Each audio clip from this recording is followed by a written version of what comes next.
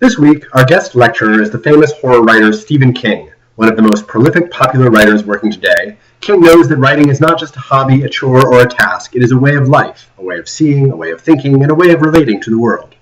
There are few people in the world who are more qualified to speak on the habits that successful writers adopt, the techniques for getting a reader to understand and become engaged in a story, and the do's and do not do's of literary style. Like all of King's books, On Writing is a delight to read, narrated in an easygoing style that invites you into King's life and his thoughts. Although I certainly encourage you to read the whole book, there are three parts of the book that I would like you to pay particular attention to for this week's assignments. The first part is the chapter titled Toolbox. In this chapter, King articulates some of the basic rules of narrative writing. Pay particularly close attention to this short chapter because a quiz in this unit will ask you to identify some of King's most important pearls of wisdom.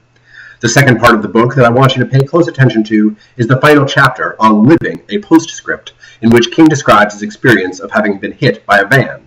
In this chapter, King describes the role writing played in his recovery process. As a narrative of healing, this chapter is particularly crowded with insights about the stories we tell and the lives we lead.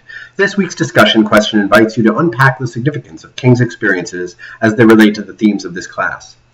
Finally, I would like you to take a special look at section 1 of the chapter titled CV, in which King describes his first memory. Following King's example, your Unit 2 blog post will ask you to excavate your own earliest memory. I look forward to hearing your impressions of this book.